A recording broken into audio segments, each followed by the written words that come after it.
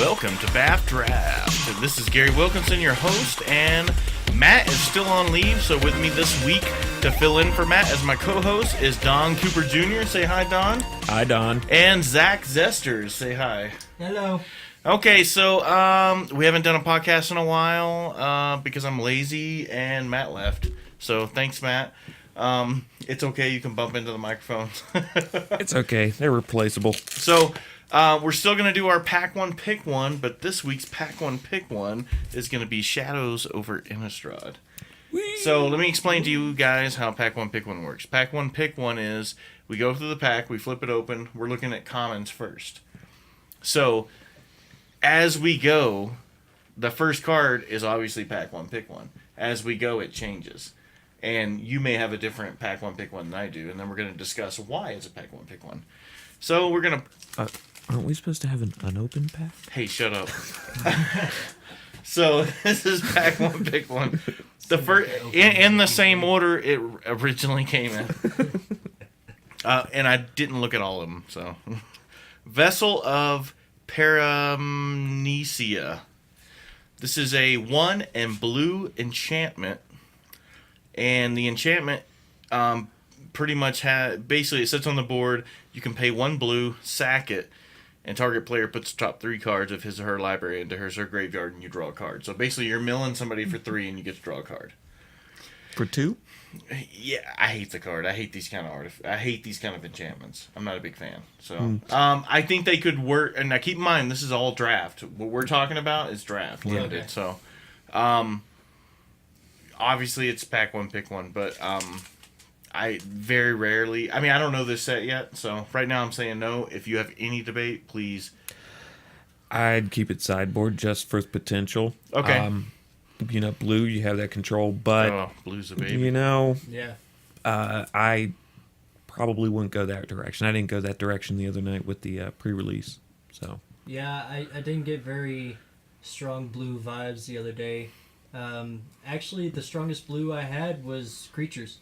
Yeah, see, we'll get into that later because I splashed blue, but it was all like control effects. Yes. So we'll go into that. Okay, so next card, and I do like this one, Angelic Purge. It's a sorcery. As an additional cost to Angelic Purge, sacrifice a permanent. Ooh. A permanent can be a land. Correct. I hesitate. But it's 2 and a white. Exile target artifact, creature, or enchantment. So basically, other than planeswalkers and lands, you can get rid of like problems. Yeah. Yeah, and I've used that in a lot of other decks to save my in draft. career. To me, that's premium removal, Mm-hmm. and I like it. So that's obviously it's my first pick over this. I'm assuming you guys have the same. At any time, interject. This is all about debating over this. Okay. Yeah. Next one, pressed. I like this card. It's kind of a FU bitch card, but I really do like it. It's press for answers. It's 1 and a blue. It's a sorcery speed. It's tap target creature. It doesn't untap during its next untap phase. But in addition to all that, you get to investigate. So for those, and by the way, did you guys love the investigate? No. I actually enjoyed using it. Oh, you were a victim, I take it. When I first read about that clue token mechanic, I'm like, wow, that's screwy. They kind of ran out of ideas. Me and Zach were talking about it on the way over. But when we played it, there was a few who sorry, trying to get myself situated. Clue tokens. Okay. When I saw it, is this gonna bother you? No. I'm good. Okay. When I saw it used against you or against me, yeah, I saw its function. It doesn't fit. Are you kidding me, man? Okay, let me tell you something about clue tokens. It does not matter what color you play. You're basically getting to play something that blue gives you in any color. Well, I had somebody. I want to say it was Flowers, but I could be wrong. I had somebody who was using it to beat the living crap out of me, and dude, you're drawing. Here's the thing: you're drawing. First off, this card's okay to start with, right? There are plenty of cards that have been printed with the same ability without that investigate option, right? Yeah. So let me tap something out, some blue control, right? There's other cards besides the blue control that do the same thing. Mm-hmm. to have that ability to investigate, to have this artifact on the battlefield, when you end of your opponent's turn, you got 2 extra mana. Hey, let me go ahead and draw. You get 2 extra. I mean, come on, man. Mm-hmm. Yeah. No, I definitely see it. So right now, that investigate. This is a tough choice, but because I know how effective this is, I'm actually picking this over this. I will say, what I saw with the investigate is not so much that it gives you the clue that you can draw a card, but that it works so well with other cards. So you have cards that give you +1/+1 whenever you sacrifice a clue. Yeah, exactly. There are those triggers. Outside of that, even, I'm just saying that's better. I'm picking, right now, my pick, pack one is Press for Answers over Angelic Purge. I'm going to stick with Angelic Purge there. Oh, you are? Really? Okay. You were so defending Press for Answers. And this is why I like doing pack one, pick one. Well, and you know what? What we're doing right now, it's all going to be, like, after 2 or 3 drafts, when we actually... the dynamics will change. Yeah, like what you think is good after playing it for a while, because we played a sealed event, so we have no idea how this stuff works in draft. Mm-hmm. So this is kind of a... Like, Matt would never want to do this, even after we did... I could be wrong. Matt will correct me if I'm wrong. But normally he doesn't like to do this until we get a couple of drafts in. So I'm going Press for Answers. I'm going White Weenie. White Weenie, it's a good card. It's good removal. It's solid removal. After seeing the 9/7, I mean, you can get rid of a token, dude. Yeah. You can sacrifice a 1/1 token and destroy this dude's 9/9. His little freaking land that flipped over and became a 9/7 indestructible. You exile it. Exactly. Yeah, that's the big point. Exile is the key to that. So now you got me convinced. Sorry, and people make fun of me all the time because they convince. Yes, I'm still sticking with Angelic Purge. That's how the game goes. Yeah. Okay. So next. Go ahead. Do me a favor. Remind me when we get done with this segment. I had a question I wanted to throw out with those clue tokens and stuff. Okay. We had an event. Talking about rules. Yeah. Okay. Yeah, and I've already had. Yeah, there was a lot of that came up. Okay, so next one is it's a 1 and a blue. It's a creature. It's a zombie. It's called Seagraph Scab. It's a 1/3. It's a 1/3. So like if you average out it's a good defense, but it's not gonna. You're not gonna swap. And that's all flavor text there. Yeah, I don't care about flavor text. Yeah, no, flavor text can be interesting, but for drafting, no, I'm drafting to win. For 2, no. I mean, okay, I'd use it, but it's not a star. Gotcha. Oh, by the way, I learned some new soundboard techniques. Oh, so are you liking the sound? Yeah, you liking hearing yourself? Yeah. Okay, cool. I'm trying to get the volume up louder on the podcast.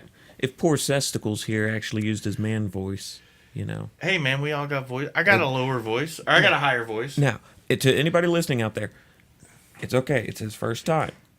He's talking to Gary, not to the microphone.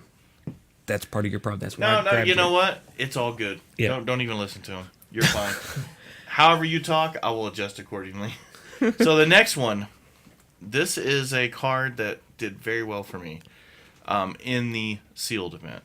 This is Blood Mad Vampire. It's 2 and a red. It's a 4/1. So you're like, oh, it can get killed easily. But first off, it has a madness cost of 1 and a red. And whenever it does damage to a player, you put a +1/+1 counter on it. Oh, yep, it's in there. So if you can evade, you're doing really great. So I mixed my blue in, and this worked really well. So I'm seeing what's in the pack already. I'm looking at Press for Answers, tap a creature. Will this go around? Will people pick Press for? I don't know.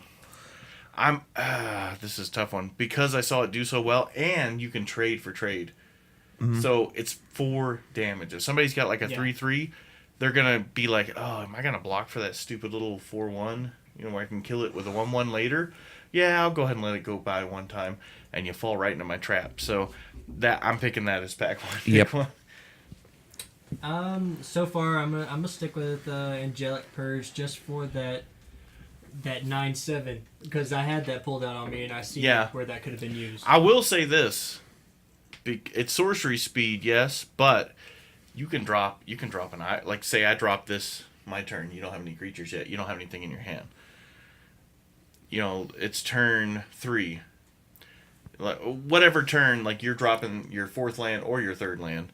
Let's say you're dropping your 3rd land, and I went ahead and dropped this because I went first, right? So you drop this, you tap your whatever. Let's say you're playing all white weenie. You can get rid of a white and still use it to cast this and get rid of that. Yeah. So I see that, but I'm still sticking with this because in long term, that's going to win. I think that's going to give me my big damage in. Yeah. And if not, trade for a big creature. I'm not going to block your 2/1 with that. Yeah. So there is a disadvantage on the blocking side. Okay, so next one. Moorland Drifter. It's a 1 and a white. It has Delirium, which in constructed it works great. I think Delirium works great. The draft in draft, I think it works really good. In sealed, I never pulled off a Delirium. I saw Delirium pulled off like 3 times. Delirium. That's when there's 4 more. 4 different types of cards in there, like an artifact, a creature, an instant, a sorcery, a planeswalker, a land. Through 4 rounds, something like 8 games, 9 games. I only got to attempt it once. I had one person pull it off on me, but when they did pull it off, oh my god, it really worked well. Yeah, I could see Delirium being a big hitter, but like you said, sealed, it just didn't work too well. So this Delirium is he has flying as long as there's 4 or more. So a 2 cost for 2 normal, right? He has flying if you have Delirium. I'm not a big fan. I mean, this would not be my first pick, but if it came around and I was in that color and I need something to throw in, I'd be like, let me see, depending on what I picked. So I'm not a big fan of that. I'm assuming you guys are in the same boat. Yeah. Okay. Next one. This is another common. Insolent Neonate. It's got Menace. It's a 1-drop for 1/1. Okay. So that's good for your 1. It's a good madness trigger. The reason why, first off, it's a menace. So getting this out first turn, boom, you already know you're going to get at least 1 attack in with no problem at all. Mm-hmm. So because it's got menace, you have to block with 2. So and you can discard. You can attack and still discard the card. Discard a card, sacrifice this, and draw a card. So you can attack, get 1 in, discard a card, sack this, play something for madness, and still, I don't know. This is pretty strong. Yeah, I actually used that, and it was real effective. I loved it. Being able to drop that first turn, get a good card out with menace, and if you're running out of options, you can always discard it and draw a new card. The only thing is you got menace and you got the madness trigger. It does. Yeah. So, are you grabbing this because you're probably going to get some more madness later? It's a common. Are you going to see it again? Say you're in an 8-pod draft. I don't know, man. It's hard for me because I haven't played it enough to see. I'm still sticking with this, and if this comes around, I'm going to grab it to add on to this. Honestly, when I say this, the other one, I'm talking about the Blood Mad Vampire. I'm still sticking with Blood Mad Vampire because I think this... Catch that on the back It works really well with it, but I need this first before I need this. Yeah. When I need the Blood Mad before I need the Insolent Neonate. Agreed. But I could be wrong in that because I haven't played enough. Out of the 3 that we have right now, including the one we're discussing, I'm actually going to say Insolent Neonate. Okay, so this is your first pick now? Okay, what's your first pick, Don? I'm still keeping with the vampire. God, okay, that was really loud. So now, it's fine. So now we're going with Vessel of... this is another Vessel. Like we called out the blue one earlier. This is the green version of the Vessel. So it's an enchantment that costs 1 to cast. So it stays on the board. If you pay 1 in a green, you can sacrifice it. Reveal the top 4 cards of your library. You may put an artifact, creature, enchantment, land, or planeswalker. I think that covers everything but instants and sorceries. From among them in your hand and put the rest in your graveyard. Okay, so this thing, basically, you're putting stuff in your graveyard with it. And yes, you can put something in your hand, but I'm not seeing a lot of... If you're drafting this alone, I'm not seeing a lot of stuff that recycles. Go ahead and pop it open. On green, I have seen a lot of stuff Yeah, show me something specifically. Do you know of something? I think he's pulling out something right now. Sorta. It's like a green. Is this the deck you drafted? Yes. Or you? And actually, I'm pulling it out because of my artifact. Because I noticed we said vassal again. Yeah. Just for comparison later on. It's like a logger, or it's like resolute logger or something like that. It's a green, and when you play it, you get to recycle a land from your graveyard. That's cool and all, but in constructed, I can see this doing fine because you're running 4 ofs. The chances of pulling one of the 4 things you could pull is going to happen. But if you're doing a draft, are you going to pull the thing you're going to have, or is it going to be a waste? And then you use it later, and is it too late later? I don't know.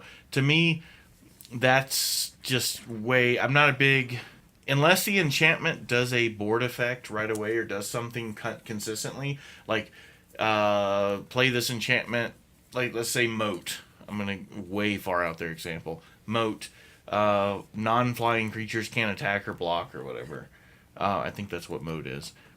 Like, unless it's a board effect or it's affecting the, constantly doing something. If it's like basically a instant sitting there waiting for me to pop off, I'm not a big fan. Unless it does something significant. And to me, this doesn't do anything significant. Personally, I didn't use it. I had it, but I skipped over it because it was just too much risk. I played green and red, and I had 2 of those, and I didn't use it. So Toss, man. Toss. It's a toss? Really? With that? Was it the green? Over this, or this? I mean, I'm still thinking we're on these. Oh, no. We're talking pack one, pick one. No, yeah. The No, green. saying toss it up. Yeah. Oh, okay, green one is toss. You're saying toss. I'm thinking it's a toss up. Oh, no. I was with him. Yeah. Okay, here's another vessel. This is the black vessel. So this is now this one costs 1 extra, so it's 1 and a black. Now this one, if you pay 1 and a black, the same as it costs to cast it, you can sacrifice it. Target opponent exiles 2 cards from his or her hand, exiles them. It doesn't discard, so it doesn't trigger off that madness. And then activate this ability only when you could cast a sorcery, so you can't use it for instant speed. So it has to be on your turn in your main phases, basically. I still think it's freaking awesome. That's a good card. That's the best of the vessels, in my opinion. So far, I haven't. If I saw, I'm still not picking it. But No. if I saw a heavy blue, like if I picked if one of these 2 cards we're going after, and we're blue or black, then yes, I would probably switch it with that because that's heavy. I'm not seeing. No, anything. I agree with you, and this is not part of the pack one, pick one, but I've got the Vassal of Emphara.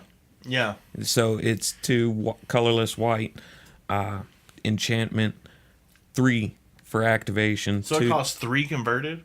No, for activation. Oh, what's it cost for converted? 2. 2? 2 Okay. for drop cost. So 1 in white? Yes, and then 3 for activation, which is 2 in white. It's just a little more expensive. And you know what? Sacrifice it.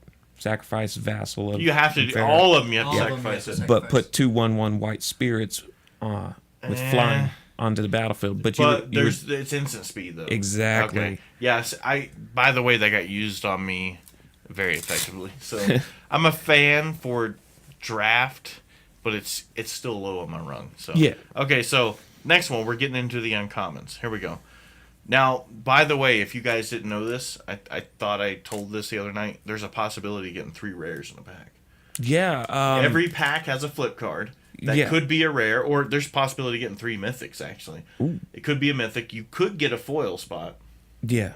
and you could get the regular rare that comes in. Yeah, I saw that when I So you could cracked get one. 3 mythics. Yeah. So, or you could get 3 rares or a mix of. I saw that when I cracked. I got a couple of, because of the flip, Yeah. the myth. I think I picked up a myth. I can't remember, but it was like, wow, this pack's heavy. Yeah. You know? So we have no flip. So yeah. See, I'm looking. I'm just real quick scanning through. There's the flip. I have to look up the specifics, but I think the flip you get is that 1 extra. I don't think you can get a flip that's your regular rare. I think it has to be the flip rare. I could be wrong. I don't know. I mean, this pack only had. Just open up another didn't have pack of flips. cardboard crack. Yeah. Try and figure it out. Here we go. Drew Corpse Trawler. Wow, tongue twister. So it's 3 and a blue. It's a 1/1 Ooh, a 4 cost for 1. Let's see do? what it does.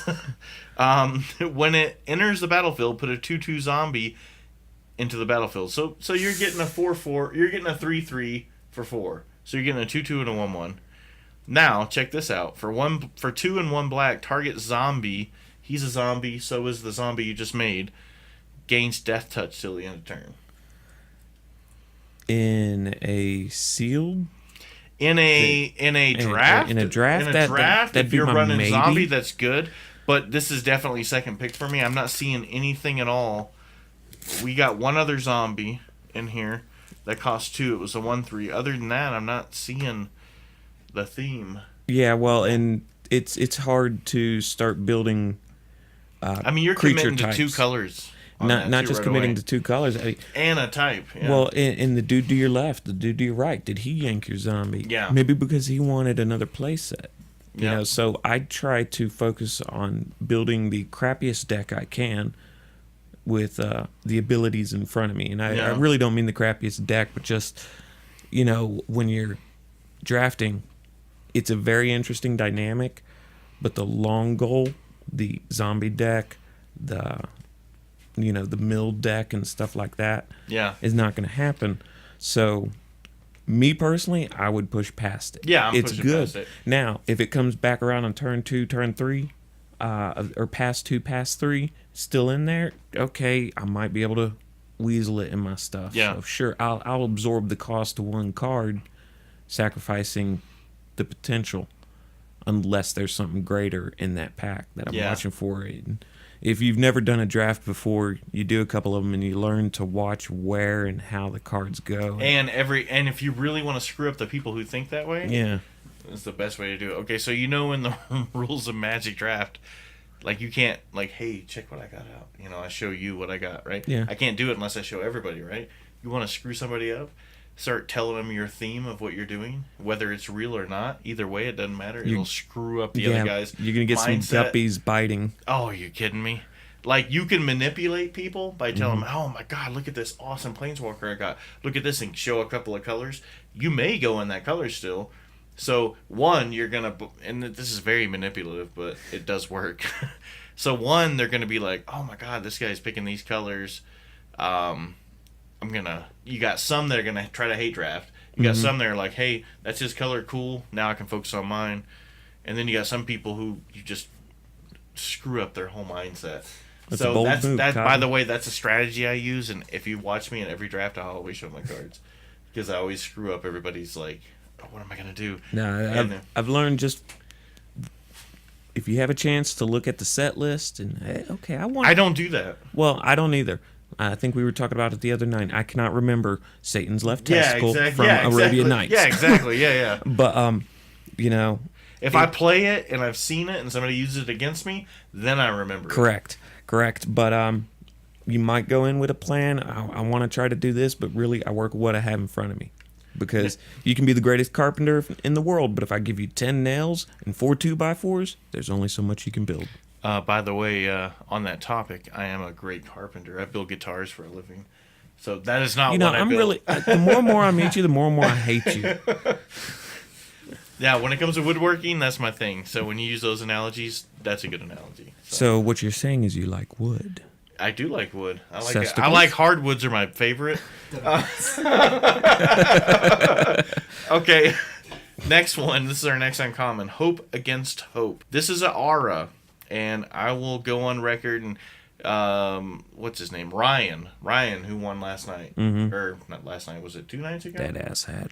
Yeah. No, Ryan's awesome. Like, he does win way too much. Ryan, he's not a big fan of auras, and I know why. Because unless they're a removal aura, he's not a big fan of it. Unless it does something way beyond. Very focused in his deck building. No, he's. Now, I don't know how he is in constructed. I just know how he is in his personality. Limited. I just know he doesn't like auras, and for good reason, because we've talked about it in depth. So here's an aura. I think this is one that fits the category he probably doesn't like. Well, no, this one's a pretty good one. Enchanted creature gets +1/+1 for each creature you control. As long as enchanted creature is human, it has first strike. If I know I'm playing with the human setup, then great. If not, I'm not going to pick this and all of a sudden go human. If it comes around, cool. First pick, no. That would also actually work for the werewolves, because that limits your fear of not being able to flip your wolf. Because while it's still unflipped, it gets first strike and it gets +1/+1. Then when it flips, it gets all its other abilities. Yeah, I'm just not... I mean, it's a 3 cost... Basically, for each creature you control, so it's automatically going to get +1/+1. Doesn't say each other. It's already a 3-drop. So if you're playing the mana curve, the 1, 2, 3, which is not... By the way, that was a thing I'll bring up later. Like, I wasn't thinking that way. I was thinking last set, which does not have a even 1-drop, 2-drop, 3-drop. This one has the good 1-drop, 2-drop, 3-drop mana curve. So I wasn't thinking in that mentality. Nah, I'm not a big fan of it. If it came around, I'd probably pick it if I was into white and if I had a few humans. But no, this is definitely not a first pick for me. Not me. Just because it's so conditional. Yeah, me neither. And you're locked in. Okay. So, this is a sweet one right here. This is where the arguments start. This is Silver Strike. It's 3 and 1 white. Destroy target attacking creature. You gain 3 life. I mean, come on, man. There's no downside to this. You're paying 4, yes. No, what I'm seeing is one-time use. Yeah, Now, that's what removal is. Well, it's the pull it out your ass. I need it. Nah, that's my first pick. That's my first pick right there. That's solid removal, and you gain life. It's beneficial, but I like to try to get stuff that lasts. Dude. I like the enchantments that last longer. Let me give you a scenario. It's turn 4. A guy has a 2/2 out. Let's say it's turn 6, because that may be sitting in your hand. A guy's got a 5/5 out, or a 5/3, or a 5/2, right? There is 5/2s that are easy to drop. A 5/2, a 2/2, and a 1/1, right? I dropped that. I killed the 5/2. I just prevented 5 damage. Yeah. Yes, I took 3, but I gained 3 life. So yeah. So and now, and if I already have stuff on the board. If I have stuff on the board, it's instant speed. I cast it. I'll kill your creature before I even assign combat. Exactly. And then I go in and knock your other guys out. We trade for trade, and I uptrade on it. Oh, no, it's... Yeah, that's first pick all day long. And this is where I got to remind myself, draft. You've heard the acronym BREAD? I've heard it. Please remind me. Okay, so big, like bombs. Yeah. Like B is bombs. Yep. Like big cards, like the ultimate game winner, stuff that changes the whole dynamic of the game. R, removal. That's your second choice. E, evasion. A is aggro. And then D is like dudes or duds or just whatever else, fillers inside. Yeah, exactly. So, all right. So that's my pick. What about you? I'm sticking with the Insolent Neonate. Really? Just because even after you're past the beginning of the game, say you're swinging with whatever you have, they're not going to waste a blocker or 2 blockers on your Insolent Neonate at that point, because that's 2 blockers that they could be blocking with something bigger. I would totally... You're talking about this card? Yes. I would totally put 2 blockers on there. I mean, it's a 4 sacrifice. You're going to sacrifice it anyways, or it's going to die. Yeah. Right? It's never...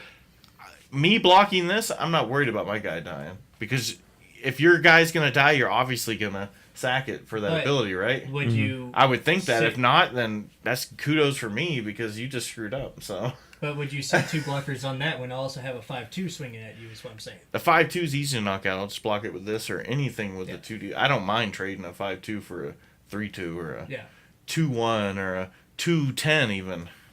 I'm honestly going to stick with the Insolent Neonate just because you get it out fast and... Okay, I gotcha. If you got a couple of them, with all the other stuff around and your second and third and fourth picks, it can make a big difference. So, that's solid removal. I'm sticking with that. What about you? This is where this is Don, by the way. Dun dun dun. This is where y'all'd hate me, because I'd take a solid few minutes looking at things. So let's pretend we haven't gotten to the rest of the deck. Yeah, you only got like less than a minute to pick. So I'd probably go with the Neonate also. Simply, really? Yeah. Okay. I mean, I see. And I'm not saying you guys are wrong. I'm just... You're just saying we're not right. No, just different opinion. Because trust me, even Matt, who's been on here, like we've been in the same scenario where we have different choices. Like we're all 3 of us are so... Like, it's the gospel. Here's what it is. And then at the end, we're like, yeah, I was kind of wrong. Or Well, for me, I look for long haul. Instance, short bursts are great. Yeah. But what's my risk reward for it? Now, let's say that was 3. Even 3 with 2 life gain instead of 3 life gain. Okay.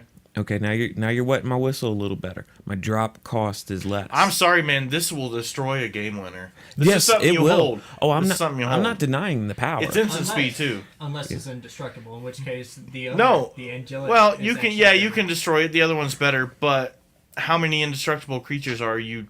We're talking draft in this block. There are 2 creatures that are indestructible. I think that's it. There's the one flip, the Abbey Veil that flips, and hate that card. And then there's the other one that comes in with the counters on it, the ice something or explicit verbiage. Yeah, you're cool. No, I don't think Thing in the Ice has. That No, it doesn't have indestructible. No. So Abbey Veil's the only indestructible. Okay. So if that's all I'm worried about, Yeah, if I'm already running white, the chances are later on I pull this one. Somebody's probably not picking this one or pick it. What's the other one we saw? But that being said, there are, I know, 2 different werewolves that have indestructible. And Oh, yeah, we're there's looking at this cards that one. Give werewolves indestructible. So we're looking at Purge and we're looking at this. If I'm picking this and somebody's looking at this pack, they're like, well, there's not a lot of... They may or may not, and that's a common, man. I may see that again out of the other 25 packs I'm going to see or whatever. You know what I mean? And So, that's awesome, dude. That's my pick. You guys got your pick. Okay, let's go to the rare. Before we go to the flip card, here's the rare. It's a rare, not a mythic rare. It's 1, a blue, and a black. So you're already dipping into 2 colors. So 3 converted mana costs. It's a zombie. It's a 3/3. So you're getting a 3/3 for 3. That's good. That's good. So whenever a zombie enters the battlefield, this is a zombie too. If it enters from the graveyard, which this one is not, or you cast it from the graveyard, return this guy from your graveyard to the battlefield tapped at the beginning of the next end step. That's pretty good. So it's recovery. If you're playing zombies. Yeah, that's exactly what I was going to There get are at. zombie... I saw one zombie card that can come out. If you play this, it comes back out. Yeah. So, this pops in and out, pops in and out. The thing is, I saw no zombie cards in there that would do that ability. And unless I was just one of them rare whores, I'm just not going to pick it. Oh, they're everywhere. You'll pick it. I'm not going to pick it. But, no, I agree with you. I'd pass on that, too. Looking at this, we still got one more card to check. Yep. But looking at this pack, I might set that right here to the side. Just on I can't find anything else good, so Yeah, I'll but be there's the plenty rare of one. other good in this pack, though. Yeah, I don't think you yeah. need that. So, I really do think pack 2 and 3 this will go. Mm-hmm. But I mean, that's the thing. Like, if you pick this now, you're like, well, hopefully I get those zombie picks. Yeah, Timmy, and then you're locked in, and then that's just a bad scenario to be in, where you're tunneled in or channeled in on that one particular theme. Yeah. Well, I can tell you now, Timmy and Jimmy would pick it up, but Spike, he ain't gonna touch it. Yeah, Spike these. doesn't. By the way, these are elements that I don't think we covered. We said we were going to cover them. There's a different magic draft. There's a different magic personalities. There's the Timmy. There's the. Who'd you say, Jimmy? Okay, the Spike. Timmy. There's 4 of them, right? Timmy, and this, it's okay to be any one of these or any combination of these. We're Yeah. not trying to degrade you. Timmy is typically your younger players, the ones that just got into it. They don't have to be teenagers, young teenagers, just somebody Young, just, like they're 12 years old. inexperienced. More inexperienced, but you also see it a lot with the 12, the 14-year-olds Yeah. who really like the game for the wicked art or Uncle Rico from Napoleon Dynamite. Yeah, really. Come on, Tina, come get your dinner. But they like the game for the art, and they like the flashy cards. If you get the crossovers from Pokemon, oh god, I can't stand them because they always want the shiny cards. Yeah. You're like, dude, that's a Ravenous Rat's foil. Put it down. It's not worth your thoughts. No, it's shiny. Okay, you played friggin' Yu-Gi-Oh! Oh my god. Anyways, Timmy won't have the best deck building, won't have good deck building abilities. He'll be new. Nothing wrong with that. Then you have Jimmy. Jimmy's been around a little longer. He's began to understand more of the mechanics, trying to build a deck. I'm currently in the middle of the Jimmy stage myself. And he's trying to bring his game up bigger, but he might still be a little narrow focused. He might be focused on what are those things? Hydras. He needs a Hydra deck, or he's strict green. He can't do multicolors because multicolor takes more time and patience to build, more skill. Yeah, your analogy or your types are already different than what I've been taught on the same name types. Oh crap! Yeah. Well, no, but go ahead. Then you have Spike, who now Spike is a common. I think we all have the same. Timmy Spike. and Spike I know of. See, Spike is that.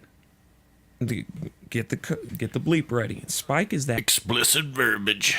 who sits there and flip, flip, flip, flip, flip, flip, flip, flip. You gonna play? Nope. You should have played Satan's Left Testicle. Oh, I know.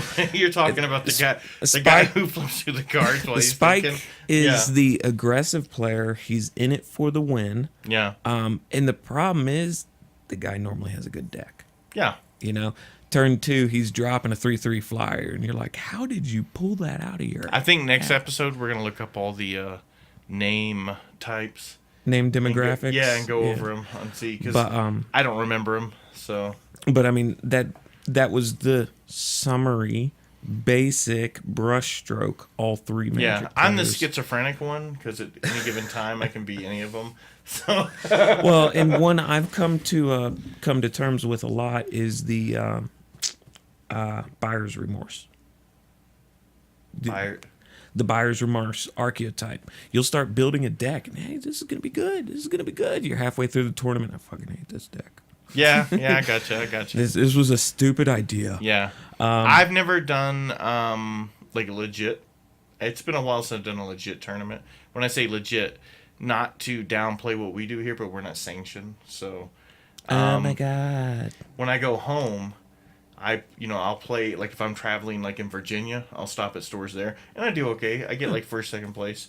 But it doesn't help me overall because I don't play all the time sanctioned, but I'm going into modern now. So, okay, so let's go on to the last card. Sorry. No, that's fine. It's Shut up, finalized. Cooper. Hey, check it out, man. We got an uncommon checklist. Woo! Ooh. By the way, because it has a back on it, that's part of your pick. Actually, what? Yeah.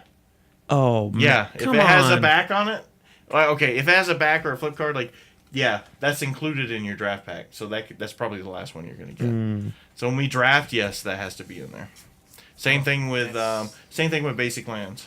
Though I'll tell you what, I've never liked the checklists really until this set. No, they're good because I wasn't one for them. If you don't have opaque sleeves, then you have to use them. Mm-hmm. So the only thing is, now I'm a big Puka trade guy. Yeah. So on Puka, this is the uncommon one. The rare one's like 50 cents, so it'd be hard for me to write on that. See, that's I come old school. You know, when we played Unhinged, it was a thing to tear up your cards and throw it in the air. That's fine as long as you're not doing it to basic lands. Well, you want me to friggin' write on my stuff? Come on.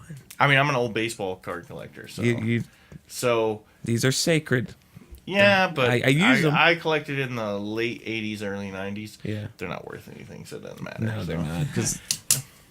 Yeah. Over same thing with comics during that time. Mm-hmm. So, yeah, I miss those days. So the 90s, 80s and 90s. I remember the first pack, I think it was 1993 or 92, the first time baseball cards came out with no gum in the pack. Yep. It was 92 or 93, I think. Yep. And I was just like disappointed. What's sad is I can remember the Magic the Gathering commercials on MTV. See it now? I never saw that. And yeah. Looking back, hindsight, it kind of. I gotta look that up. I never knew they did that. It kind of caught. There were like kids playing on a basketball court or something, and it's Magic the Gathering. You know, it's coming. Something like that. Hindsight 2020, it kind of sort of caught my attention, but I was too young, not enough to say, "Hey, what's that?" Do you remember Boros art cards? No. They were okay. So back in the 90s, I don't know if you're familiar. How old are you? Oh, he's a child. He's like 12. Oh, you're old enough to be my son. Yeah. So I remember back, Superman died. Mm-hmm. That's, by the way, that's the thing. Like, X-Men were big. They had the cartoon. Superman died. Comics started getting huge. Mm-hmm. You had Clerks. You had Chase and Amy. You had Clerks 2. Comics were becoming a thing. X-Men had that cartoon series that was actually pretty good. The Saturday morning cartoon. Yeah, and then series? you had the Batman versus Joker one. Yep. Which my son still loves that. My son's 14. He loves that. So, and Mark Hamill played the Joker. Yes. Yeah. And it blew me away when I learned Mark Hamill was the Joker. Yeah. Most famous voice in the world, and you'll never know who it was. Yep. And when you listen to it, that mofo, he was made for that Yes. No, role. he does voiceovers. That's like his thing. Yeah, the but, majority I mean, of his income is that. He was made for the Joker. Oh, yeah. And I think they're bringing him back, something to do with some of the new movies. I've heard some smatterings. Yeah. So back then, that's when sports cards were at an all-time high. They were making, because back you had Tops. You had for baseball. Tops, you had Upper Tops. Deck. Tops. You had Tops, Fleer, and Donruss. That was your three sets. '89, Upper Deck came out. Then in football, Score came out. Mm-hmm. Then Pro Set came out, and all that started happening. Oh, then the card thing went crazy. Like and then the then you laser had all the cut. DC and you had the Marvel cards. You had Boris came out, and the Boris cards were going for like $2 a pack or something. And he was an artist that did like this fantasy D&D type art. Yeah. And that was real big. At the same time, in late '93, Magic came out. Yeah. I didn't know that. I didn't get into Magic till '95. I didn't get into '02 actually. Yeah. But hindsight, if I'd have went back, oh shit, I would have bought the alpha and beta packs back when I could have got them for $10 a pop. So. Well, and just to play the game in its infancy, I do think it's been neutered a little bit over time. But well, no, it's been. I think it's been because the old game was just so simplistic. It's like let me play chess. Now let me play 3D chess. Yeah. You know what I mean? So I gotta agree with you there. But we were talking about it the other night. I don't like how there's a gajillion different mechanics. yeah, but they don't run all the mechanics at the same time. No, they don't. But it's a long. And that's why you have different formats to appease your need. So I'm a limited and modern guy. The only reason I'm into modern is because I love constructed, but I do not like standard because I like standard. Don't get me wrong. I don't like the cost of standard because I build this $700 deck because I'm very competitive. So if I'm going to play standard, I'm going to build the freaking deck. So I build the deck. I built this $700 because it costs just as much as modern decks do now. Yeah. Because it's all supply and demand for the top cards. That same deck, let's say I froze it in time, move forward a year and a half in time. Now that deck's worth like $150. Yeah. So because all those cards just diminished off because they were only relative and only valued because they were popular in standard. If they're not modern and standard relative, then I don't really care. So that's why I'm building a $1,200 modern deck and a $700 modern deck because I know they'll hold their value. Because last year I had the same modern deck that cost me $1,200 now. I built it for $800. I wish I had kept it. So Murphy's Law. Okay, so in that last one. So this is a uncommon flip card. This is our flip card. So here's the day side. By the way, do you know what I mean by day side and night side? Yeah. Yeah. So if you look, there's the sun, there's the moon. Yeah. So there we go. Okay, so the day side has the casting cost on it. So this is Dusk Watch Recruiter. It's 1 and a green. It's a human werewolf that's a 2/2. So you're getting a 2/2 for 2.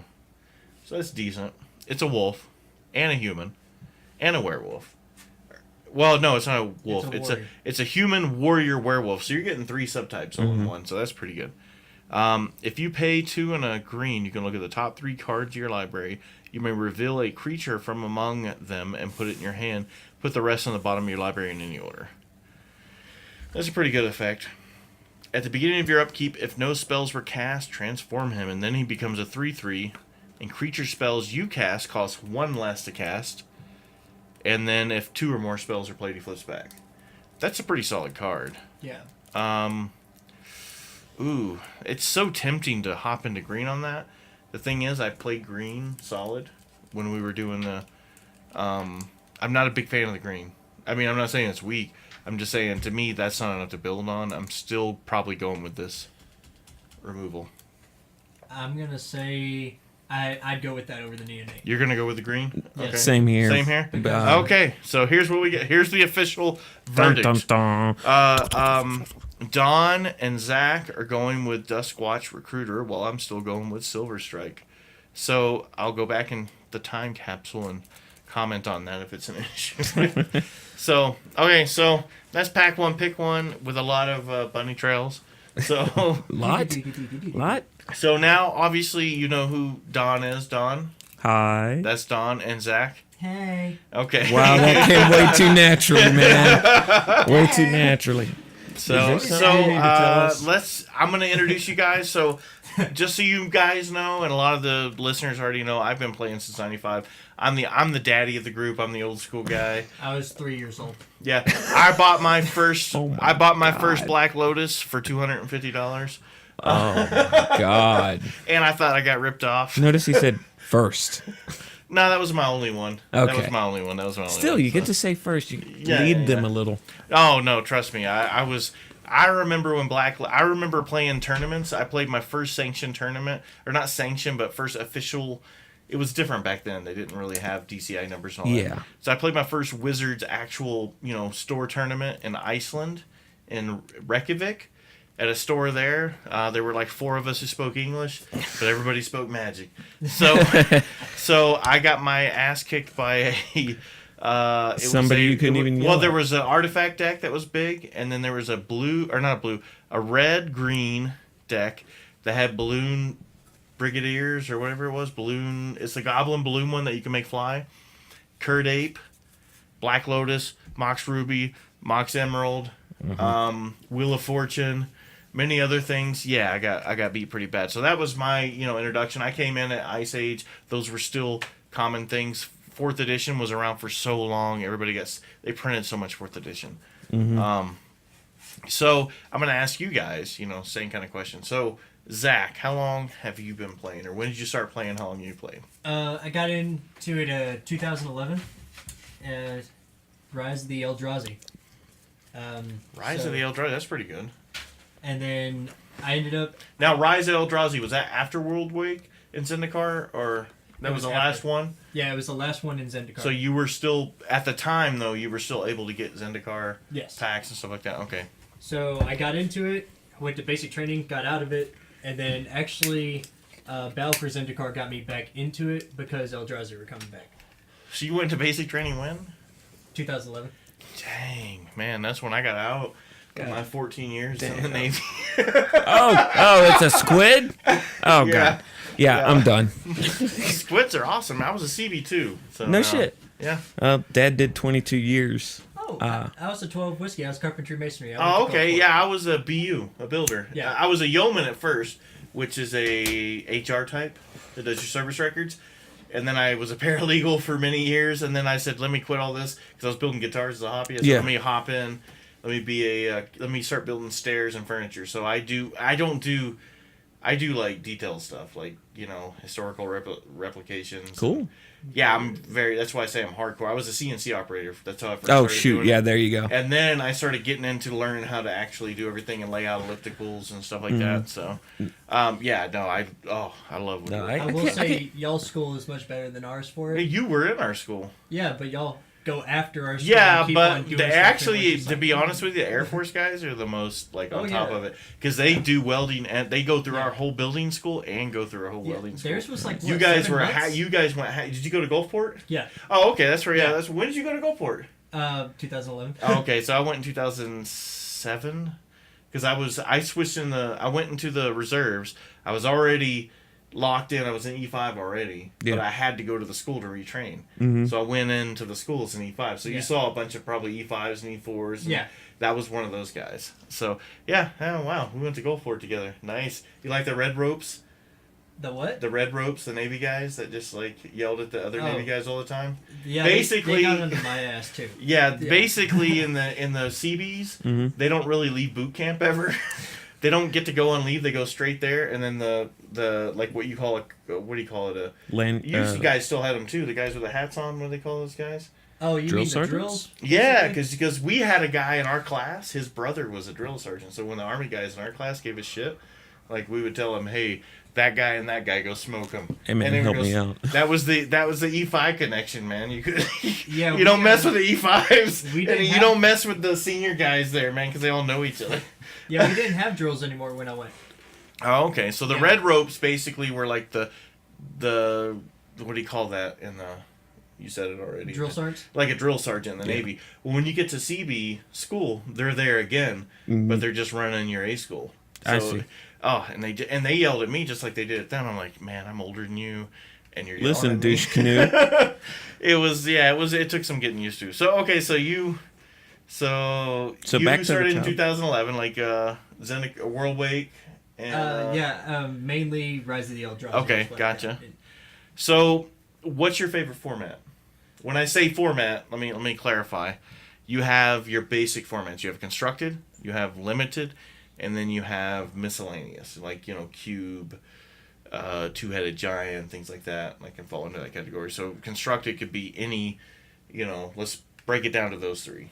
I'm gonna go with constructed. I like being able to build my decks, tweak them. I like that portion of it. And then I get my butt kicked. Now, which element of constructed do you like? Like you got modern, legacy, Modern. modern, Yeah. modern being 2008 to whatever. Yeah. So you're talking like hate bears. The Eldrazi's were big until Yeah. they banned. Okay, cool. That's kind of my format as Yeah. well. So And okay. that's actually why, because I have a lot of cards that I can't play. Oh, you have standard. fetch lands, man. The old fetch lands, I bet. Yeah, but they're back home. Yeah, like Otherwise, I Scalding would've brought Tarn some and stuff today. like that. Yeah. Are you kidding me? Well, okay, so Don, what about you? I picked it up in college, 2002. 2002. And, Okay. yeah, so That's that back then was still. 8th edition. That was 8th edition. Shards. No, 8th edition, and okay. right after that, Kamigawa, Champions of Kamigawa came out. Yep. And that's right as there was another Kamigawa right after it. There's Champions, Saviors, and I can't remember the other. Well, yeah, but right as that last one was come out, I went on hiatus from Yeah. the game. And That was the flip cards. The actual. and that's why I was so confused by flip cards Yeah, for a those- while, because I didn't catch them. That's why, if you noticed when I did the Facebook post, I put double sided because I was saying flipped at first, and I started looking up rules. I'm like, flipped and double. I'm like, oh my gosh. Yeah. There's flip. There's double sided. Exactly. Yeah. But and then I guess it was 14 when because one of the buddies in our unit that we've played with, Mijo, he Oh. yeah, Mijo, we were playing when we were training up another company to Oh, okay, deploy. okay. If you remember that time frame. Sorry, me and Cesticles here are in the same unit. Yeah. But so about 2014, the bug came back and bit me. And that was around at the end of Born of Gods. And all Yeah, that. yeah, right at the end of Born of Gods, and then 2015. then came in. Origins came out. And, Oh, okay. And that's where I nearly destroyed my barrage and spent like $500. And, Dang. went from maybe 100 cards to somewhere around 2,000. Yeah. And no, I did not destroy my marriage, but it took some explaining. My wife's on board with me on this now. Single. Well, it's a single man's game if you're going to be real competitive, or That's for dang sure. if you're going to be reckless and competitive. If you're going to be budget minded and competitive, yeah. You gotta. There's ways to do that, and so what's your favorite format? Like Cester's here, constructed. I like to try and build and try and get interesting. I did make the mistake of playing somebody who had started out pretty much at beta. Yeah. And he had this control deck, which really made me want to shoot him in the face. Yeah, that's a flip table. Yeah, because it was 7 turns of discard a card onto your library, pick it up. I don't have enough mana to do anything. Oh, and you're going to make me discard it back. So now, Was that here? No, that was at ALC. Because I played somebody with a deck like that. now here. were you playing mismatched stuff like you were playing? Oh, yes. Yeah. So Yeah, that's the thing. and- I don't play well- because I don't like playing. If I'm playing modern, I would, unless you insist on it. and you're really aggressive about wanting to play, I'd rather play a modern against modern. I'd rather play a constructed, standard against standard, because otherwise it's not fun for at least one side. I hear you. My mistake, which his personality he was a really cool guy, but when it came to playing the game, he had been in it for years. He knew what he was doing. He had the old cards, and he had the spike deck. And he chuckled at me. He goes, "You want me to play my control deck?" And I'm, "Yeah, sure, whatever." Yeah. Well, did you learn something? Yeah, don't play control decks. Well, did he teach you something? And did you learn something? Yes, how not to shoot people over card games. But I'll play anything. I'm slightly more hesitant to play some of the older stuff or the older players who have that resource, because this is my flying deck. I've been building it since '95. Yeah. And some people, when they hear it, the first time they hear that, they're like, "Wow." Well, when somebody tells you that, stop and think. Well, here's how it goes with old stuff. There's basically, you're going to have your tier 1 vintage decks. You're going to have your tier 1, what's the other one? A legacy. Mm-hmm. And then you're going to have your modern. Everybody, for the most part, has access to that. So I play a Hate Bears deck that Matt turned me on to. Mm-hmm. It's the anti-top 8, kind of anti-metagame deck. Yeah.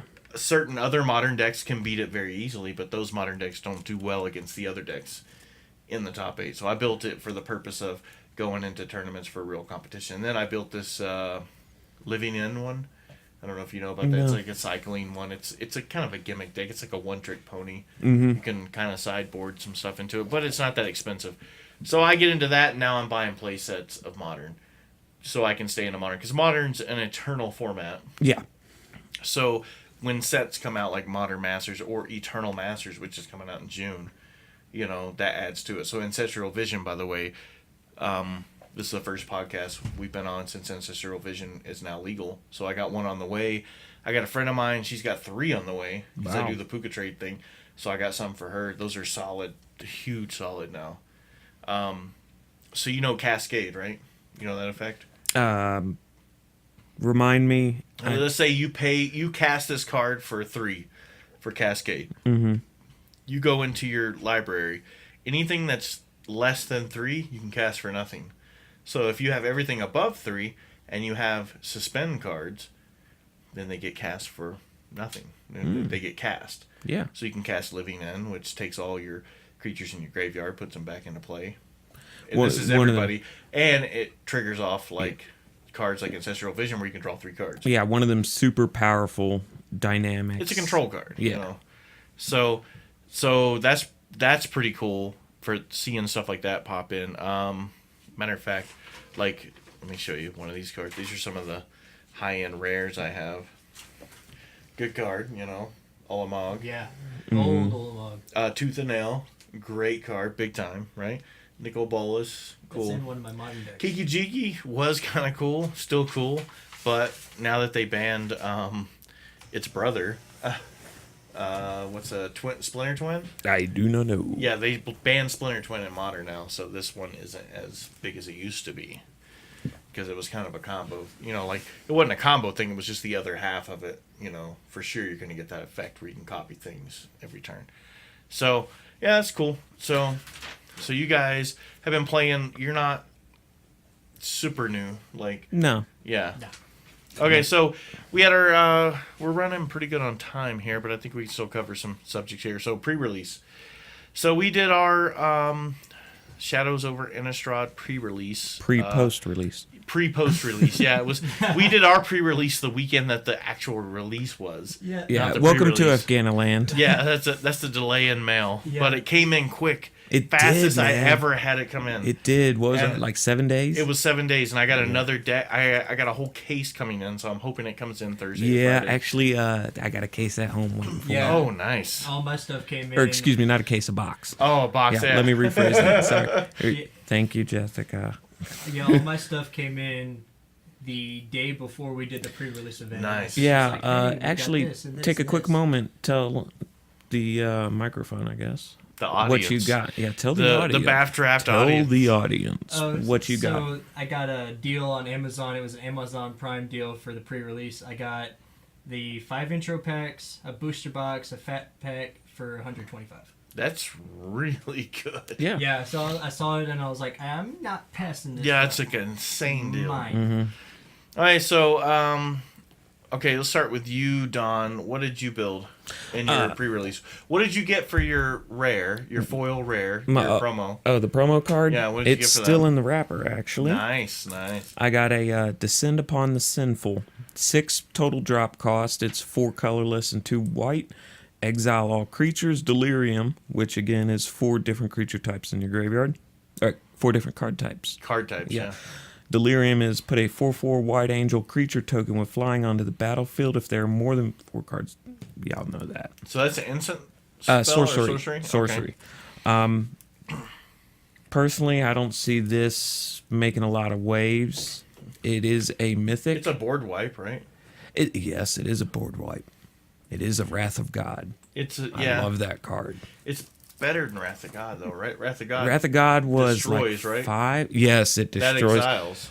Yes. So with Exile, there's a chance you could get your guys back if you build your deck right. Wait, with exile? Yeah. There's only 2 cards I know of that can come back out of exile. Like I said, if you build your deck okay. right. Well, in this format, no. Yeah.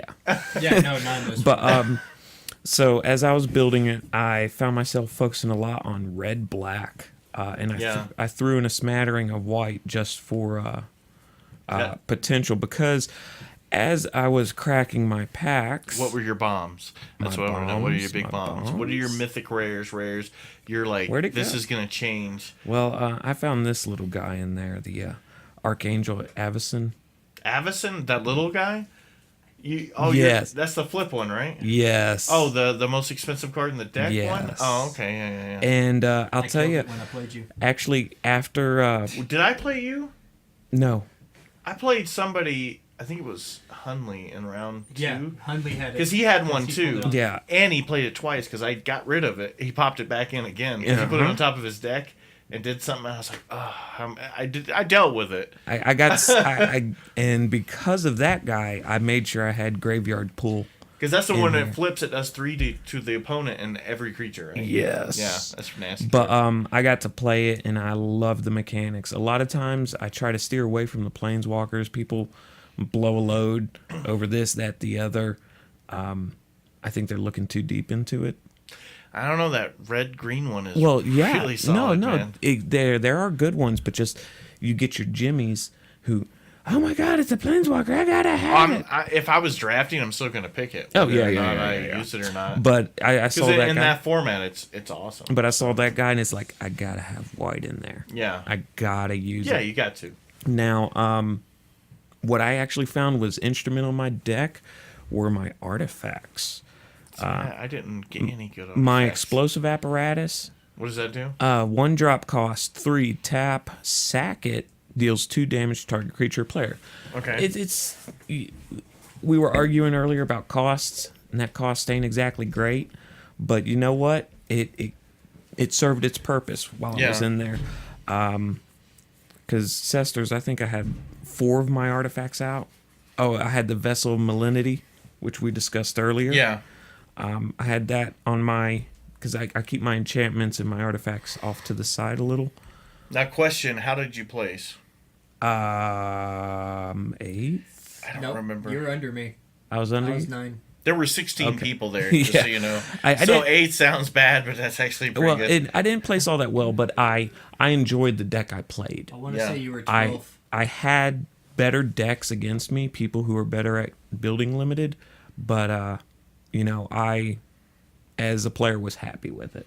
I'm going to try that to makes see if sense. I can go to Facebook. By the way, since he's doing the space book, I'm going to do a shameless plug for a company I have absolutely no connection to, and I mean that. If you don't have it already, there's an app out there, Magic the Gathering Familiar, MTG Familiar, and I love it because somebody talks about a Satan's left testicle or an ancestral recall or what is a Mox Emerald. Friggin' slam it in there. You can narrow down by anything. I got it open on my phone right now. Name, super type, subtype. You can narrow down card types, card colors, power, toughness, converted mana cost, set, format, rarity. And you can get an image of, you get the card text. Yeah. And you can get the image if you are connected. And it also links up to TCG Player for current prices. But yeah, okay, shameless plug over.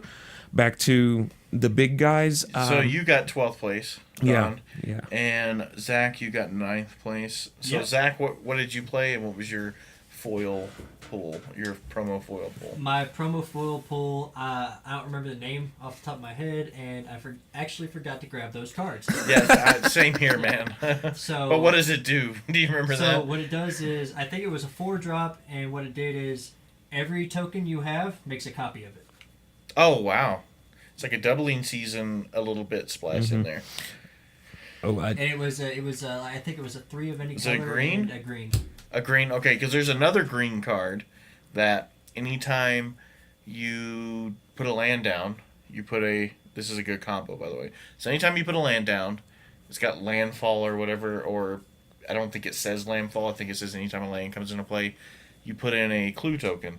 Anytime you sacrifice a clue token or activate that, you get to put a token in. So if you have that card and that card together, you're getting 2 tokens. speaking of which, something I ran into the other night. Okay. Somebody had a card, sacrifice 3 clue tokens, blah, blah, blah, and the card did the effect. Okay. Now, at the same time, he had another where each time you sacrifice a clue token, target player burns top 3 cards. Okay. So he activated this sacrifice 3. And Flowers, if you're listening, it was you. That's Okay. who it was.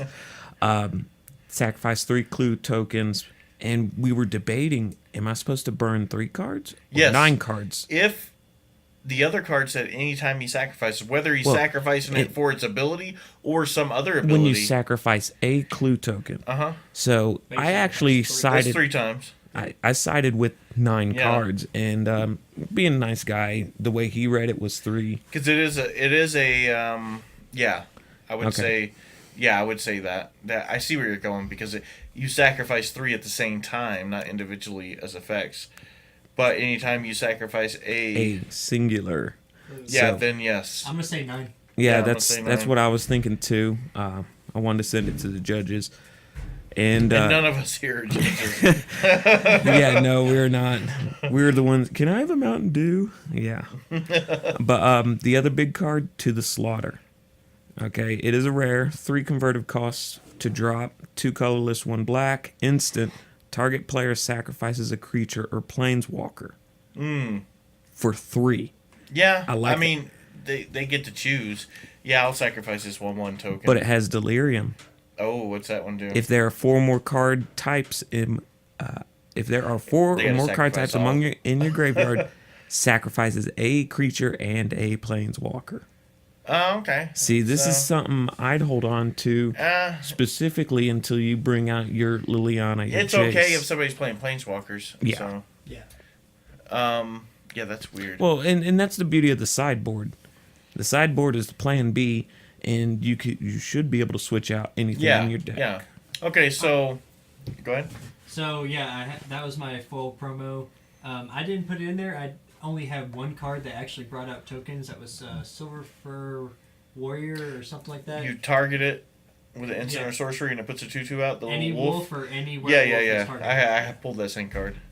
So I didn't have a real use for me. So I didn't. it's still add it. it was still a no. That's still a good card, because it can be a token or anything. Yeah, any token. Because you can put an enchantment on it and get a 2/2 out. You can target it, return it to your hand, put a 2/2 out, pop something back in. I don't know. I found it useful. So Well, no, Silver Fur I found useful, but I didn't find the enchantment, whatever it was called, the one that reproduces your tokens. yeah. valuable No, enough to throw. unless you got a mega token producing setup, it's not Yeah. that good. And then So what you I play did- green and what? green and red. Same here. I Same went here. for the werewolves. Did you splash a third color in, or? So I misunderstood the rules. I don't play draft. I don't play sealed a lot. So you said 40 cards. I said 40 cards plus land. Oh So- my! Well, Bam.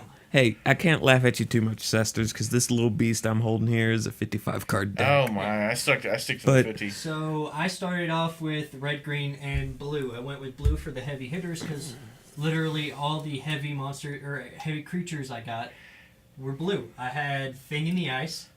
I had a couple other blue flips that got to be like 5/8 or something like that. I mean, all my heavy stuff was blue, so I went ahead and splashed blue in there for my 60 card deck. Now, I don't mean to interrupt you. I just got a text from a guy, one of my coworkers. He's like, "Hey, a buddy of mine is flying into BAF tomorrow. He'll be there for a few days. He plays Magic. If you want to play, his name is this, and he's this, and his number is this." Hey, cool. Because I remember a couple months ago when I was able to show up one night, and there was like 3 people and about 100 crickets. You know? Yeah, when was that? November, December. Oh, maybe I was October, on leave. I was on leave then. Something like that. And that was when we were on a lull because one of us was on leave or Matt was. I took a sabbatical. Something like that. That's my term. And then I did manage. Sabbatical. Then I did manage to show up when somebody came up with the friggin' expensive boxes from the Qatar. Well, okay, Qatar. Yeah, that's where that was when it was more expensive to play. Yeah. Yeah, because that was a new set. And he paid $1.50 for a box. Yeah, it was like more to play. It was like $15 to play or something instead of 10. So yeah, but, I mean, I got packs out of it. Yeah, I mean the thing is, like I got a case coming in, so when you play now, I mean you guys aren't gonna play. Yeah, we're not gonna get the opportunity. But you pay $10 for 3 packs. That's cheaper than you're gonna pay for at Walmart or any store you go to. And there's still going to be price support. Because at the box I have coming in now, the case I have coming in now, you buy 3 packs, right, for $10. You participating generates 0.83 packs per person. So you're looking at over a pack and a half per 2 people. So with 8 people, you're looking at... Pay attention to him. I'm listening. You were the one pulling stuff out of my jacket. So if you have a full pot of 8... paying $10, $80. You're looking that covers. Well, no, you're looking at 6 packs for price support. Yeah. So I think that's correct. Hang on, 8 people, 2. So it's a pack and a half. Yeah. You're looking at 8. That's pretty good for $10. Mm-hmm. So. Well, most of the drafts I do back home would be a $15 night. Yeah, that's what I'm saying. That's the normal. So yeah, we do it. We're not trying to make any profit. We're just breaking even. And I'm a retailer, but I'm not allowed to buy wholesale from because my wife and I own a retail company. Nice. But we're not able to buy because under the Magic rules, you have to be a Magic shop and have a brick and mortar store. Okay. So take 3 on my deck building. Oh, some. Well, I want attention. I'm just trying to get through my deck. Go ahead. So as the rounds progressed, I just kept yanking all the blue stuff out after I was told, hey, you only have to have 40, period. Yeah. So I ended up 23 spells, 17 lands. That's kind of the magic number. Well, it's okay because Paez, apparently, which is well within the rules, he had 2 decks. Yep. You know? I've done that in Sealed. I do that often. I build a sideboard as my other deck. Yeah. and that's the thing about Sealed. You have these cards to play with. If you have enough there to make a 100-card deck, go for it, Thunder. Or as Paez did, he had enough cards, he made a second deck. And he lost the game, and he's like, you know what, I'm going to grab my red-blue. Back in 2014, I won a Sealed tournament by switching decks. Oh, man, they must have hated you. Yes, they did. So, by the time I got to play Cooper, who was my last game of the night, I had narrowed it down to just the red-green Wolves, Werewolves, and then I had some splash red of Insolent Neonate was in there, which is why I'm a big fan of it because it did a lot of work for me. Yeah. What did you beat me with? What do you mean? Well, I stomped you that one game because I had top decked everything. Well, yeah, I ended up not getting any forests for one of our rounds. Oh, nice. Yeah, he got mana screwed, and I top decked everything decent. Man. But the second game, No, that was the first game I won, second game I lost, third game I won. Is that what it was? Yeah. Something like that. So as we're going to play, he was looking at some of the cards I had, and Quilled Wolf was in there. Quilled Wolf. Yeah, that's the one that pumps up +5/+5. +4/+4. +4/+4. And starts off as a 2/2. And he's like, Okay. what is the point of this? And I was like, well, Just it's what? an optional. You don't have to pump him up. It's still getting you a 2/2 out there. And last play, he brings out Avacyn, and I pump up my Quilled Wolf and take him out because I had that Quilled Wolf. I had, what was the werewolf? So you we blocked just with talked Avacyn? about? Yeah, blocked him it with was his Avacyn. turn, and I had to And block. you blocked with the one that could pump up? Well, I think at that time I was at like friggin' 2 life. It was, do I want to He was die at this 6 turn life. or die next turn? Gotcha. So I took him out with a Quilled Wolf to take out his Avacyn. Great trade. I'm happy with that. Yeah. And so yeah, at the end, I was just playing a real fast red-green wolves and werewolves. Gotcha. Yeah, I kind of did the same thing. I just splashed blue in for control. Like, return this to your hand. This guy can't untap. This guy can't untap for a turn with Madness in the combo. So I kind of did that. I did pull the red-green. Matter of fact, the one I'm going to trade you, the red-green Planeswalker. Yeah. I used it one time, and I knew it was going to die next turn, but I did when they came. So it worked. So I'm excited to get that card. So in my foil rare was the white one. I think it's a 1 white and 2, and you exile all creatures you control and then pop them back into turn at the end of your turn. I got one of those. It's an instant speed. So that card I love because I'm going to use it in modern, but it's a foil, so I got rid of it on Puka because I'm not big into I'm not into foils at all. Wow, you're against the grain. I'm very well unless I first off, if you go into a real legit tournament, like professional high-end tournament, Yeah, unless and- you're running all foils, they won't let you run foils. You have Really? to replace them for regulars. Yeah, because I didn't know it's that. easy. It's like marked card because they Okay. bend and warp a little bit. So Ah. yeah, and that's an issue. So Roger. No, I and I'd much rather have 3 or 4 really awesome decks than have 1 or 2 that are all foiled out. yeah. Well, and I Because mean, I don't mind like I've got a card coming in that's stamped from a what do you call those?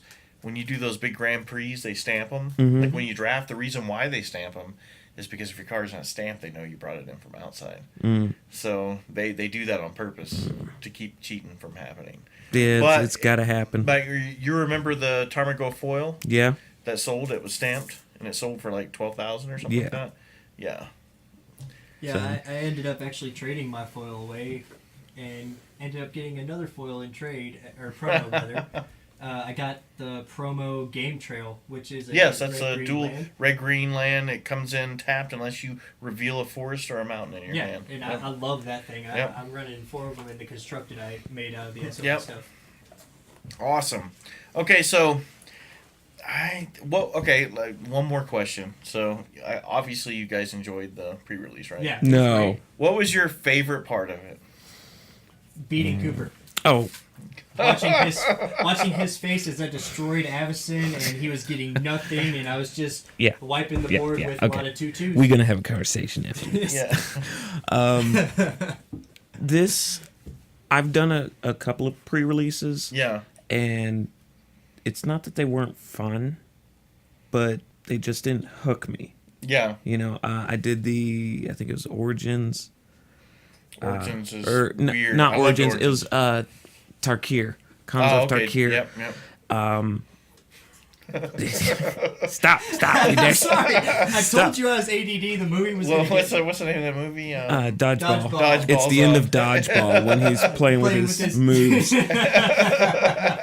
But anyways, I look up, I just see. the couple of pre-releases I've done, I kind of enjoyed it for the Magic experience, but in my opinion, the few weren't good. Yeah. But this one had some great cards, some great mechanics, and was interesting. Yeah. If you didn't participate in any form of pre-release, our box this time wasn't choose a color or choose a clan. Yeah, it was or just a anything. general. Congratulations, it's a giant booster pack. Yeah, exactly. And I actually like that. Yeah, and I because- like that the card was separate. Yeah. The foil. Like Yeah. you just got 6 boosters and a separate foil. Mm-hmm. Like it's like it was a real sealed setup. Yeah, So. and a real quick caveat to all of that: the store that hooked us up, they were awesome. That's the Gathering Place. The Gathering That's Place. Zach and Ryan's store. Yeah, and thank you because we all just bought into it expecting the pre-release, and they were kind enough to throw on some extra prize support and a few other items, kindness of their hearts, I guess, and it was appreciated. Everybody went home with smiles.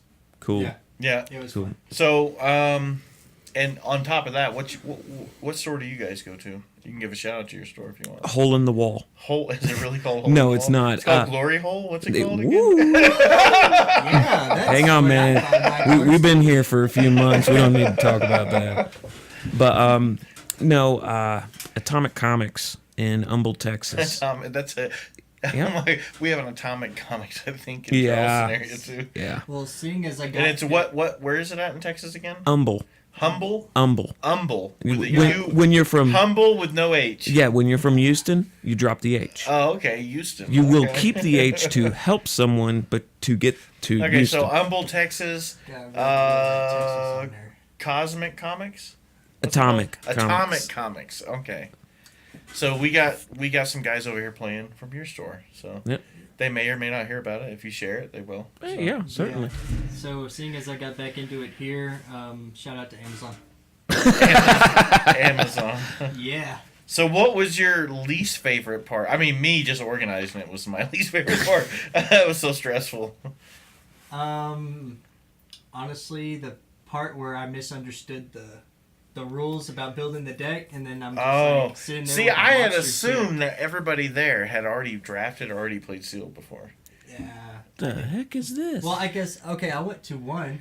It's a video afterwards. Yeah, but it's like Zoolander with who's it? It's Firestarter. probably the new. I'm the Twisted Firestarter. Who was that? Oh, that's Prodigy. Prodigy, yeah. That's obviously a new Prodigy. Well, I don't know if it is Prodigy. It just looks like it. Yeah, it's probably a the first remake. thing that comes to mind. Okay, Yeah. so Sorry. back. Back to I reality had here. gone to one here actually, but I ended up playing Spike, and it was a completely miserable time for me, so I didn't go back. Did you do our cube draft? Yeah, it was cute. Oh, okay, yeah. Cube's a whole other monster right there. Yeah. I love Limited. Limited's my favorite. That would include, drafts and sealed. Like draft, I can't get. If I could just play drafts and never build a constructed deck ever, I would be like happy with that. Yeah, so we were Until you looking at had a to lot pay of the cards. electric bill. No, drafts are cheap. Well, okay. I'm used to over here. So $10 a month, $10 a week, $40 a month to play draft. Sell my cards, they can pay for themselves, and then keep a few to the side or whatever. I don't know. There's different collecting strategies, so and mine change constantly. Yeah. So they make fun of me for that. So I'm trying to stick to one. So Yeah, All right. so I was looking at a lot of cards I didn't know. Yeah. And he had played with all the cards that I didn't know. So whenever I was trying to figure stuff out, he's rushing me, saying, "Hey, will you hurry up? Will you hurry up?" I'm just like, I don't even want to be here anymore. who are you playing against? I don't know. They had this. I don't want to drop the ball on somebody, but They had this badass legacy deck that he insisted. oh, on this showing me is too. you're talking constructed already. Kind of you're talking when we did the cube. Yeah, we did. I'm cube. talking your favorite part. Oh yeah, no. Your no, least no. favorite part for the event. I was talking about the one time that I went here and then didn't come back. Yeah. It No, was, you guys don't ever get. That's the thing with the cube is there are so many cards you don't know, and if you ever, like a lot of modern players should know some of these cards, but it's a good thing. It's a good idea to play. They're still Cube. alive?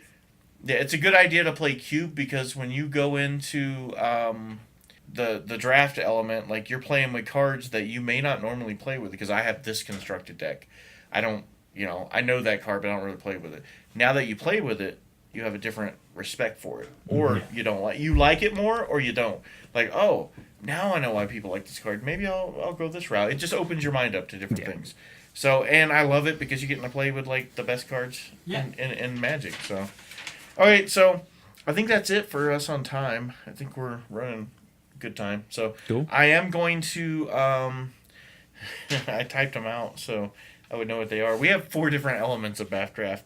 So of course we have our Facebook page, which is facebook.com/groups/BAFDraft. That's the one that most everybody is on to know what's going on here locally. And that's how we communicate and get together during the week and do whatever. It's a closed group, so you get on there.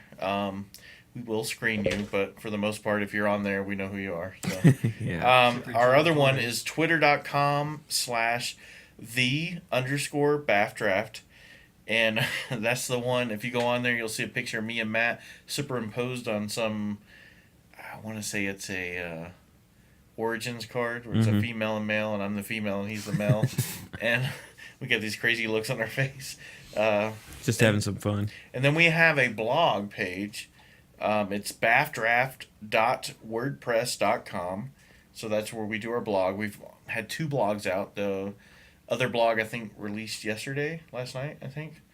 And I'm working on, another article. And by the way, if you want to submit an article for the blog, please IM me, and I'm open to more people doing the blog than me and one other. It's anybody. If I think it's good and relevant and good information, I'll put it out. Our other one is our podcast, which you're listening to now. You can go on BAF Draft and I always have a link on there, or you can go to soundcloud.com/thebafdraft. And I'm working on a website called BAFDraft.com. If you go on there right now, it's there. It just says under construction. So it'll have all these connected. So we have a one-stop shop for kind of everything BAF Draft. Because I'm working on getting a logo made and a banner made. I got a graphic designer working on that so we can do sleeves, t-shirts, play mats, different things. I will be selling those, and yes, I will be making a little bit of profit, but it's to pay for all these other things that cost me money. So. And most of the people who invest in cardboard crack here, they're willing to spend money to some degree. Yeah, exactly. Yeah, I mean, we're not trying to. Well, you take advantage of. You charge $15 for a custom playmat. Oh my goodness. Yeah, and I'm gonna try to, because I have a retail and a manufacturing license with my other company, so I'm pretty sure I can merge the two and somehow work it out. So we'll see. Either way, I'm gonna try to get t-shirts, stuff like that, sleeves, even if it's for price support. Yeah. You know what I mean? So, and for purchase. So, so that's us. Check us out, and we have more people listening to our blog or reading our blog than we do listen to our podcast. So, so there you go, Matt. I told you it would work. And that's it. So thanks a lot for joining us. Yeah, no problem. So let's give another round of applause to Don and Zach. Yeah, and then that's it. We're tapping out. So have a good week. We'll see you next week on BAFDraft. Later.